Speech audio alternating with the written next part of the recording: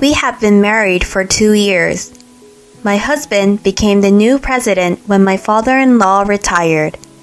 He had always respected his father and he had worked hard to succeed him. He was delighted to be named his successor. I had been working part-time as well. My father-in-law arranged for me to continue to work there. On the day my husband George's appointment was decided, we celebrated together. We promised to do our best together from now on. 1 year after he became president, I became George's secretary and accountant. I would support George as he worked hard every day. I decided to do so, and although the dual role was tough, I worked hard to make sure everything was in order.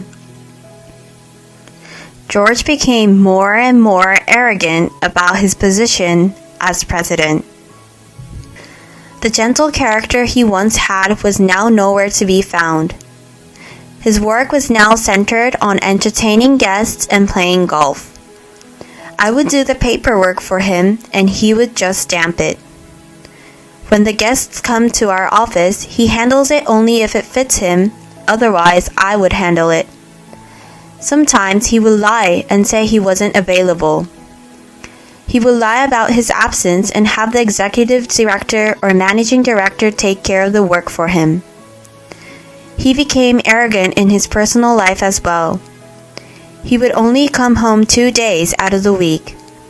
He says he was on a business trip or was entertaining the company's guests, but he couldn't prove it from the receipts I got. The suspicions only grew.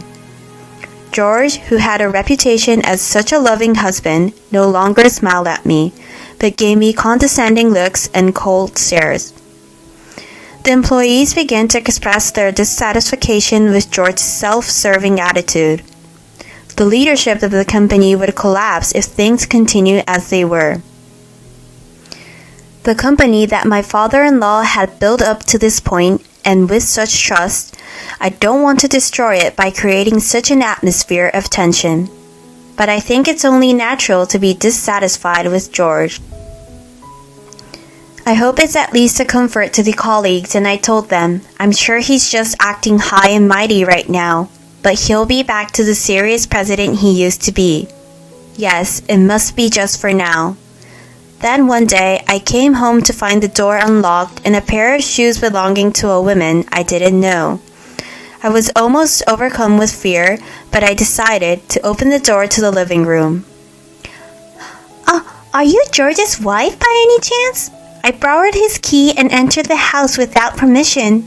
I just came to get a change of clothes for George. A young woman was there. She was rummaging around in the travel bag, putting George's clothes in there. I grabbed the woman's arm as she was leaving, pretending as if nothing had happened, and questioned her. Where are you going with my husband's clothes? And why do you have the house key? 2 questions burst out of my bewildered head, and I must ask what kind of relationship they are. My heart starts pounding, and I found it hard to breathe. The woman shakes off my hand and... It hurts! George says I'm better than you. I'm young, have still a bright future, and beautiful. He hardly ever comes home right now, does he? He's not coming home. He is in my house, you know. You're an incompetent old woman. You should stay miserably at home and wait for your husband who doesn't come home. And you should eat your dinner alone. A woman like that who laughs through her nose and seems to enjoy... this person is George's adulterous partner, and he's cursing me like that behind my back? To be honest, he doesn't have a good taste. From the way she is dressed, her makeup, and the time of day I wonder if she is a hostess. I don't mean to disparage anyone who works at night entertainment, but from her attitude and the way she talks, because I can see that she is not well educated. If she works at night, she is not cut out for it. People who work hard in that world have class. Above all, they have common sense. And yet, what the hell? The woman in front of me? Isn't she an insane person whose only strength is her youth? I felt anger and sadness running through me in an instant. I was no longer sad. Rather, I was calmly dismayed at how stupid he was. The woman was gone before I knew it. She told me I wasn't even young, but George was 35 and I was 25. I don't know what he's talking about when he got a wife 10 years younger than him. At any rate, with that woman I just met. I didn't want to see her again, so I started cleaning up the house. After the vacation break, I came to work carrying a large bag of stuff. The employees were surprised to see me and approached me. I only thanked them for their kindness and went straight into the president's office. "Hey, you're late." The clock struck 10. George was irritated with me being an hour late. You also got here, didn't you?" I almost said so, but I could see that he was going to yell at me. I didn't say anything and put my big baggage on the couch. "What's that?" "Your luggage was in the house. I sent the big stuff to your parents' house, and I figured if you weren't coming back, I should act like that. I already canceled the lease." George was not happy about the sudden cancellation of his lease, but I asked him to be quiet because we are in the office. To be honest, I thought we could support each other forever, so I'm sad to see you go, but since you became president, you have changed too much. I've decided to leave that house where I have so many memories, in the hope that he'll return to his true George. I hope that you realize how foolish you are now, even if only a little. I would like to go back to being a couple again someday. That is what I thought. And yet, instead of thinking about it, George even started to bring that woman to the office with him. I told his employees that she was a business partner. She comes in and out 3 times a week. Each time I went to serve her tea and I had to bow to her, which was extremely unpleasant. I thought her clothes and makeup were too over for a business partner. I began to hear rumors that she might be a boss's mistress. Rumors began to circulate like that. As his wife, my position in the company was getting more unpleasant. Finally, I was called into the president's office and he introduced me to that mistress as his girlfriend. The woman looked at me with a victorious look on her face. I suppressed my anger, trying not to make an eye contact. "So, are you admitting to adultery?" I suppressed the urge to raise my voice and I asked him in a normal tone as possible. "Are you jealous? But it has nothing to do with you. I'll use this money for a trip starting tomorrow." George, who looked down at me to the end, showed me a familiar bank book. "Why do you have that? Give it back. It's a bank book I've been saving up to open my own grocery store in the future."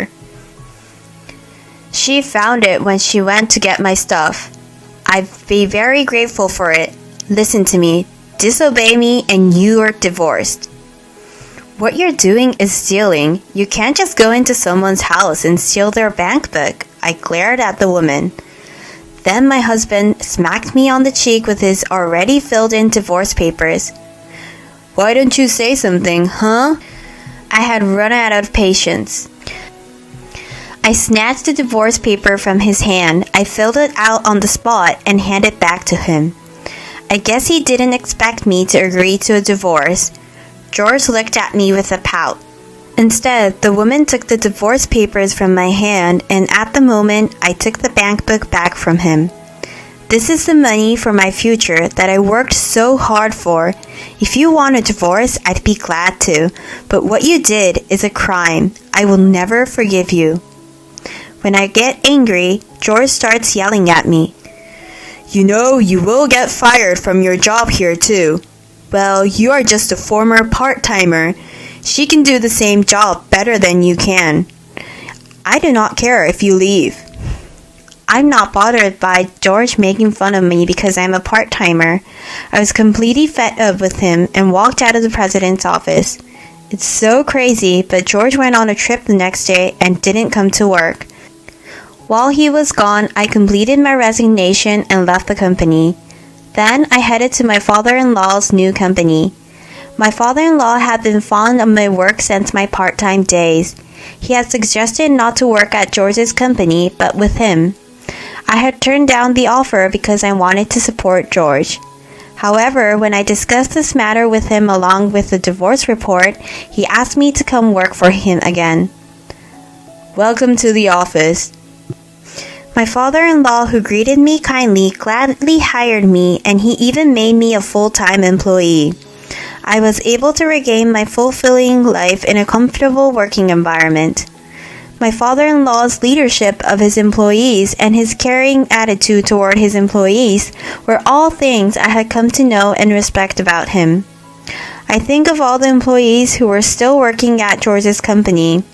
I feel a little sorry when I think of them. Then one day, George came to our office. He looked like a different person, emaciated and gaunt. George's father sends him to the president's office and begins to talk to him. I was wrong about everything. Please come back to my company, please. George, who wants me to come back by hanging on to me, and then my father-in-law pulls him off of me. Are you feeling grateful for the wife you've given up now? And even if you realize how capable she is as an employee, it's too late. Come in. And then my father-in-law called out to the people who came in. They were the managers of George's company. They will be working here from today. Huh? George's face pales at the statement, and he stuffs it in his face, asking why. I heard all about it, how you were pushing your work to your subordinates, that you didn't earn their trust, and that you were doing whatever you wanted at the company's expense. And the fact that even though Lena prosecuted about the bank book, but no one took it up, that's because you covered it up with the money. I heard that you gave Lena's job, which you ridiculed as a part-time job, to your new girlfriend, but she couldn't do anything perfectly, and because of her, your business partners cut the contract with you. I know you are in a dangerous situation right now, but I don't plan to help you. And I don't want to waste the career of my valued employees. These people came here on their own volition. Your current incompetent secretary filled her resignation. You let the servants' process end up in the palm of your hand. There's nothing you can do about it. You should be ashamed of the stupidity of your past actions.